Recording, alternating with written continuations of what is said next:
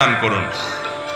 এক লোক টাকা ধার নেওয়ার পরে টাকা থাকা সত্ত্বেও দিত না, ঘুরাতো। হঠাৎ শুনছি লোকটা মারা গেছে, তখন এসে তার ছেলে মেয়ের কাছে দিয়েছে। এখন তাতে কি তার ঋণ পরিশোধ হবে কিনা? দেখুন, ধার নেওয়ার পরে কেউ যদি টাকা ঘোরাঘুরি করে দেয় না, যে সেই লোকটা মারা যাওয়ার পরে তার ছেলে মেয়েরা এসে যদি পাওনাদারের টাকা দেয়, তাহলে সেটা খুবই প্রশংসনীয় কাজ। শুধু দেয় না, বরং দেওয়া কর্তব্য। একটু ভালো করে শুনে রাখেন, অনেক মানুষ আছে মারা যাওয়ার পর পাওনাদার বের হয়ে আসে।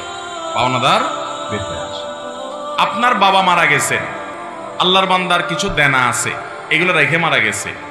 ইসলামের নির্দেশ হলো তার মৃত্যুর পর তার দাফন কাফনের জন্য যে টাকা খরচ হবে সেগুলো তার টাকাতেই খরচ করবেন। এরপর তিনি যদি কোনো দেনা রেখে যেয়ে থাকেন, ভাগ বন্টন পরে আগে তার সব দেনা শোধ করতে হবে তার টাকা দিয়ে, তার জমি জমা বিক্রি করে। এরপরে যদি কিছু থাকে সেটা দিয়ে তার ওসিয়ত থাকলে সে ওসিয়ত 1/3 এর মধ্যে পূরণ হবে। 1/3 মানে তার টোটাল সম্পদের দাম 10 লাখ, তাহলে তার ওসিয়ত যত বেশি হোক না কেন 3 লাখ পর্যন্ত পূরণ হবে, এর বেশি না। বাকি যেগুলো থাকবে সেগুলো ওয়ারিসরা ভাগ করে পাবে। আর যদি কারোর কোনো ওসিয়ত না করে যায় যে অমুক জায়গায় দিও, মসজিদে দিও, মাদ্রাসে দিও, অমুকরে দিও, এরকম কোনো ওসিয়ত না থাকে, তাহলে তো সেটা বাদ। কিন্তু দেনা থাকলে আগে দেনা দিতে হবে, তারপরে সন্তানরা ভাগযোগ করে সম্পদ নেবে। আমার দেশে দেখা যায় দেনা দেয়া তো পরের কথা, আজকাল তো প্রায় সময় পত্রিকা দেখা যায় বাবার লাশ পড়ে আছে আর সন্তানরা জমি জমা নিয়ে কাড়াকাড়ি করতে করতে ব্যস্ত, বেচারাকে দাফন পর্যন্ত করছে না। ঠিক কিনা বেঠিক? এই অমানুষ সন্তান আসমান থেকে হঠাৎ নাজিল হয় না অমানুষ হয়ে, এই বাপমাই অমানুষকে অমানুষ বানাইছে। ঠিক কিনা বলে?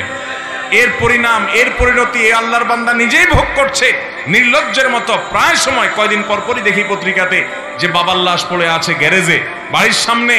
ওইটা দাফন করার মতো মানুষ নাই, গন্ধ ছুটে গেছে। ছেলে মেয়েরা কামড়াকামড়ি মারামারিতে লিপ্ত, জমি জমা দখল নিয়ে। এই জন্য বাবারা সন্তানরে মানুষ বানায় যান, মুসলমান বানায় যান।